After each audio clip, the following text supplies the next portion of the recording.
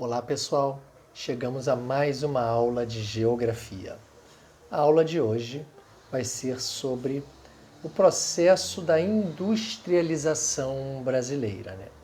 O processo da industrialização brasileira ele ocorreu a partir do momento que, no século XX, a produção cafeeira brasileira entrou em crise, porque o mundo ele passou a observar uma grande produção cafeeira, Vários países começaram a plantar e vender grãos de café, onde o preço decaiu mundialmente. Parecido com a questão açucareira, na produção, 200 anos antes, lá com os ainda aqui portugueses, colonizadores, quando o Brasil produzia cana-de-açúcar lá no Nordeste, e aí o açúcar também foi amplamente vendido no mundo afora, não foi só o português que produziu açúcar no Brasil, no Nordeste. Nós tivemos também os europeus produzindo açúcar nas suas colônias africanas e o preço do açúcar caiu vertiginosamente no mundo. O açúcar, a produção açucareira também entrou em crise. Associando-se a isso, a gente percebeu, a gente viu o descobrimento dos portugueses. Os portugueses descobriram ouro e pedras preciosas no Sudeste, e aí de vez a produção açucareira foi abandonada no Nordeste. Isso, historicamente falando, acaba sendo uma justificativa histórica para percebermos por que o Nordeste hoje, em suma, de forma geral, é a região mais pobre do Brasil. E aí houve uma concentração desde então, com a produção de ouro e pedras preciosas em Minas Gerais. A família portuguesa veio em Pessoa, a capital do Brasil colônia passou a ser Rio de Janeiro, e aí a centralidade do Sudeste desde então foi ganhando avanços. Bom, a infraestrutura aqui no Sudeste, deixada pelo café, possibilitou o avanço cada vez maior desta, com a implementação de estradas, ferrovias deixadas pelo café, o mercado consumidor dos barões do café, entre outros fatores. Bom, e aí o Brasil ele passou a ter a capacidade de ampliar o seu poder industrial, pautado na geração, na criação de indústrias, na produção de indústrias têxtil, alimentícia, e a indústria de calçados. Bom, são indústrias que têm uma maior implementação por conta de não terem um processo tecnológico bastante difundido. Como eu já disse em outras aulas, o mundo globalizado ele reúne o processo de amplas tecnologias avançadas nas mãos de poucos países ricos. O Brasil, como país subdesenvolvido, emergente, ele vai ter uma industrialização com uma tecnologia inferior, têxtil, alimentícia, calçados, Mas os alicerces na nossa industrialização. Começamos, com a Companhia Siderúrgica Nacional, CSN, na década de 40, na época do Getúlio Vargas. Tivemos a Companhia Vale do Rio Doce, hoje privatizada, tendo apenas o seu nome, chamando-se Vale, Nós tivemos na década de 50, o advento da nossa poderosa Petrobras, hoje ainda legitimamente pública, garantindo grandes recursos que são a base de uma força econômica muito intensa, brasileira, uma grande indústria estatal brasileira. Bom, nós tivemos na década de 50, nas mãos do governo JK, Juscelino Kubitschek, um amplo avanço no setor energético, e infraestrutural. A gente teve a criação, a construção ampla de rodovias, através da vinda das montadoras de veículos, em suma, as montadoras americanas, né, nesta década de 50.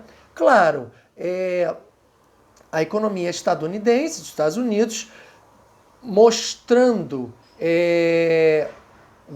garantindo a defesa dos seus interesses, foi emprestando dinheiro ao governo JK e foi dando as suas condições. Olha só, para de produzir ferrovias e faça a produção de rodovias que eu quero vender meus carros. Com isso, infelizmente, a nossa produção de ferrovias foi deixada de lado, né? Um transporte muito mais eficiente, e a gente passou a ter amplamente as rodovias instaladas no mundo afora, no Brasil afora. E aí, a gente também teve a construção de Brasília e a mudança da capital política do Brasil, no Rio de Janeiro, para a recém-construída cidade de Brasília, 1960. Bom, década de 60, especificamente 1964, nós tivemos o golpe militar, né? E a partir daí nós tivemos grandes investimentos em meio a vultuosos empréstimos do Fundo Monetário Internacional, FMI, em suma, né, grande poder influenciador, né, de capitais desse FMI, os Estados Unidos em pessoa, e nós tivemos com isso o chamado milagre econômico brasileiro. Milagre entre aspas, né, porque nós tivemos, na verdade, uma grande injeção de recursos financeiros vindos dos Estados Unidos, e com isso nós tivemos um endividamento muito grande. A gente começou a ter uma mega hiperinflação, e com isso a gente passou a ter, na década de 90, década de 80, década de 90, altíssimos índices inflacionários. A partir daí, a gente teve uma grande crise econômica e a gente passou por um processo chamado de redemocratização, né? O golpe militar, o regime militar acabou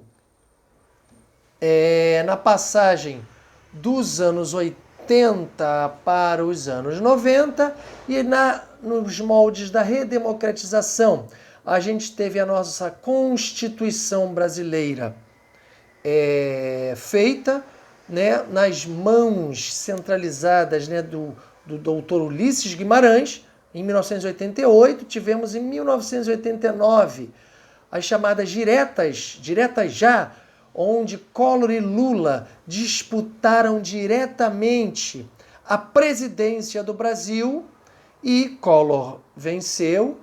E aí, na década de 90, o que eu relatei, depois Collor foi destituído, né? E outras aulas a gente explica melhor sobre isso. Aí nós fomos mergulhados na década de 90 num processo chamado de hiperinflação, a chamada década perdida, ou milagre econômico, né? Servindo basicamente de base para uma década inteira perdida. Alto endividamento brasileiro nessa década estourou. A gente ficou podendo postergar, né, esses empréstimos aos militares, empréstimo aos brasileiros, e aí, final de 80 para 90, pagando a conta, a gente mergulhou numa hiperinflação. Hoje, no século XXI, mundo moderno, há uma submissão tecnológica dos países pobres, meros produtores, países subdesenvolvidos, meros produtores de matérias-primas, submissos aos grandes produtores de tecnologias avançadas, né? Os países desenvolvidos. E com isso a gente tem grandes desafios sociais a serem cumpridos, a serem ultrapassados. E nesse desafio, né, de evoluir tecnologicamente sem desrespeitar o bem-estar social entre as nações, a gente tem o grande desafio, onde o mundo ele cada vez mais é dominado pelos países desenvolvidos, uma ampla minoria, né, em detrimento da ampla maioria dos países subdesenvolvidos, meros produtores de matérias-primas. Mas isso é um contexto de outras aulas dadas, né? A questão do mundo globalizado. Se você não assistiu essa aula, procure no meu canal e assista, tá? E aí a gente irá falar sobre uma próxima aula sobre a questão da descentralização industrial no Brasil. Não percam essa aula. Bom, a gente fica por aqui. Até a próxima aula. Fiquem com Deus, pessoal.